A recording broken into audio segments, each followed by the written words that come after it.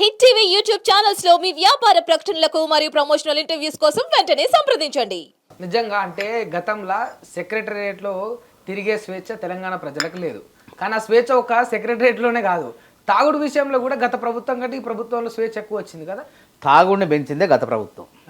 దాన్ని 10,000 కోట్ల ఇప్పుడు కొత్త బ్రాండ్ తోటి అంటే రేవంత్ రెడ్డి ప్రభుత్వం గత బ్రాండ్ అంటే దాని ఒకే మార్కెట్ లో దాన్ని తప్పుడు అర్థం చేసుకుంటున్నారు. అసలు తాగుబోతుల్ని ప్రజల్ని తాగుబోతులు చేసింది ఎవరు?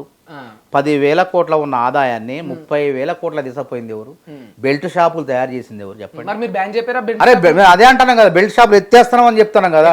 ఎక్కడికక్కడ చూడండి, మీరు చూడండి అన్న, ఒక్క బెల్ట్ షాప్ అయినా రైడ్ జరిగింది. బెల్ట్ షాపులు ఎత్తేసే క్రమంలోనే కార్యక్రమాలు జరుగుతున్నాయి. మీరు చూడండి, ఎంత తొందర ఎందుకు పడతారు? ప్రశాంతంగా చూడండి. అసలు ఈ లిక్కర్ వ్యవస్థను తయారు చేసిందే వాళ్ళు. లిక్కర్ ఢిల్లీ వరకు తీసుకుపోయింది, ఇక్కడ చాలని చెప్పి ఢిల్లీ తీసుకుపోయింది ఎవరు? ఇప్పుడు బీర్లు అంటే సరే, మనం తాగుడు గురించి మాట్లాడుకోవాల్సిన చర్చ కాదు ఇది.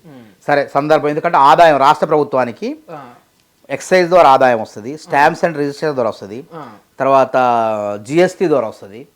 ఈ విధంగా 4 రకాల ఆదాయం 1,30,000 కోట్లు వస్తుంది. వీటిలోనే ఈ 4-5 శాఖల ద్వారానే వస్తుంది ఎక్కువ ఆదాయం.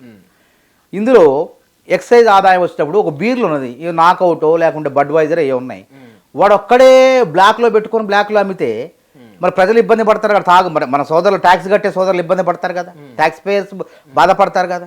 వాడు లాభాల ఒక ధర ప్రభుత్వం నిర్ణయించిన ధరకు అమ్మకుండా బ్లాక్ చేసి లేదని చెప్పేసి కొరత సృష్టించి ఇబ్బందులు పెట్టినప్పుడు ఏం చేయాలి?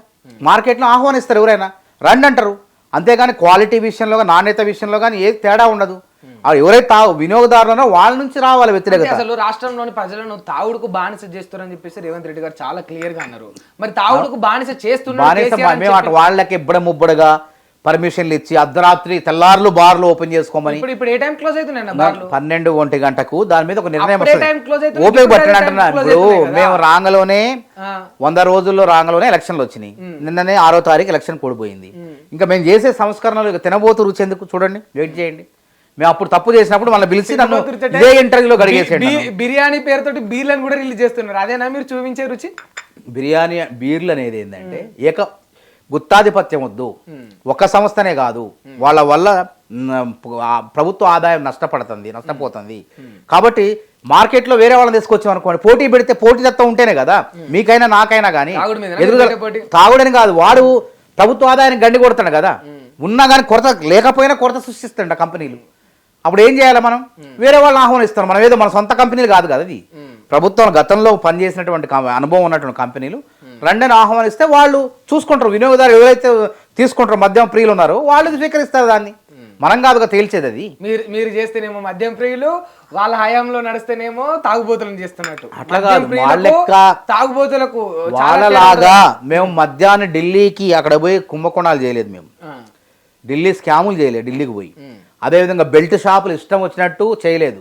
ప్రజలందరినీ తాగుబోతులు మాదక ద్రవ్యాల్లో ముంచివేసి మత్తులో ఉంచాలని చెప్పి మేము అనుకోలేదు. రేవంత్ రెడ్డి గారు మొదటి నుంచి దానిపై పోరాటం చేస్తూనే ఉన్నాడు. అర్థమైంది కదా. నా కర్ణాటక ప్రభుత్వం హేమ లాంటి వాళ్ళని కూడా లోపలేసింది కదా డ్రగ్స్ విషయం అందరినీ. అదే ఇక్కడ కూడా అంతే, గంజాయి కానీ ఏది కానీ ఉండదు. నెక్స్ట్ మా దృష్టి కూడా ఇదే, ఈ కొద్ది బీరు కంపెనీలే గుత్తాధిపత్యం. వాళ్ళు బ్లాక్ చేసేసి ప్రభుత్వ ఆదాయాన్ని గండి కొడుతున్నారు. కాబట్టి ఆదాయాన్ని ప్రభుత్వ ఆదాయం గండి పడకుండా ఇట్లా పోటీ తీసుకొస్తున్నారు అనుకోవాలి మనం. దాన్ని ఎందుకు తాగుబోతులు అనుకోవాలి మనం? మనం తాగమంటున్నావా? ఇష్టం ఉంటే తాగుతాడు. అది కూడా బీర్ అనేది ఇప్పుడు బీర్ అనేది ఇప్పుడు కేసీఆర్ గారు కొత్త రకం లిక్కర్ చీప్ లిక్కర్ తీసుకురాబోయారు. అప్పుడు నేను పెద్ద ఎత్తున పోరాటం చేసిన. మీరు చూడండి, యూట్యూబ్లో ఉంటాయి. అవి మొత్తం బాటిల్స్ పెట్టి అవన్నీ విచిత్రంగా వినూత్నంగా పోరాటం చేసినాం మేము. మరి వెనక దగ్గర మా పోరాటం కాంగ్రెస్ పార్టీ రేవంత్ రెడ్డి గారు మాట్లాడింది వాటి మీద. గాంధీ భవన్లో ప్రెస్ మీట్ పెట్టినాం, ఆ బాటిల్ చూపించి దెబ్బకు వెనక తగ్గింది. అట్లా మేము చీప్ లిక్కర్లు విస్కీ వైన్ దగ్గర మేము తీసుకురాలే కదా. బీర్లు దగ్గర ప్రభుత్వం వాళ్ళు కావాలని చెప్పి కృత్రిమ కొరత సృష్టిస్తున్నారు. కృత్రిమ కొరత సృష్టించి బ్లాక్ చేసి విషయంలో వచ్చిన ఆరోపణ తెలుసా మీకు? కావాలనే ఈ రావాల్సిన ఎవరో కంపెనీలు ఆపివేసి ఎవరు ఆపుతారు? మాకేం అవసరం పర్మిషన్? ఎవరన్నారు? కొరతను సృష్టించి కావాలని వాళ్ళు. ఎండాకాలం జనరల్ గా ఏంటంటే అన్ని రాష్ట్రాల్లో, తెలంగాణ అయింది, భారతదేశం మొత్తం కూడా మద్యం ప్రియులు బీర్లు తాగుతారు. ఆ కోవలోనే ఎక్కువ ఎందుకు 10 ఏళ్లలో ఉన్న అన్ని రకాలు ఉన్నాయి. 10 ఏళ్లలో కూడా ఉంది, కానీ తయారయ్యేది వాళ్ళకి ఏదో రకంగా చేసే రేట్లు ఎట్లా పెంచారు? మద్యం రేట్లు ఎక్కడుండే? కాంగ్రెస్ ప్రభుత్వంలో ఎక్కడ రేట్లు ఉన్నాయి, ఇప్పుడు ఎన్ని రేట్లు ఉన్నాయి చూడండి. నాకు సరిగ్గా తెలియదు వాటి గురించి. కాబట్టి మద్యం రేట్లు అప్పుడు ఎట్లున్నాయి, ఏ విధంగా పెంచుకుంటూ వచ్చారు, ఏ విధంగా ప్రజలకి ఏమి ఇబ్బంది, తాగుబోతులకు ఇబ్బంది కదా, తాగే వాళ్ళకి ఇబ్బంది, మేము పెంచుతామని చెప్పి పెంచారు. సరే ప్రభుత్వం ఆదాయాన్ని అట్ట పెంచారు, మేము అట్లా కాదు కదా. ఎవరైతే కొద్ది కంపెనీల ఆధిపత్యాన్ని, ప్రభుత్వానికి గండి కొట్టే ఆదాయాన్ని పెంచుకునే దిశగా వేరే వాళ్ళని కొత్త వాళ్ళని ఆహ్వానిస్తాం, తప్పేముంది? అది అందులో నాణ్యత ఉంటేనే ప్రజలు స్వీకరిస్తారు. ఎవరైతే మద్యం ప్రియులు ఉన్నారో వాళ్ళు స్వీకరిస్తారు, నాణ్యత లేకపోతే ఇసురు కొడతారు. దానిలో అసలు మనం సామాన్యులు బాధపడాల్సిన అవసరమే లేదు.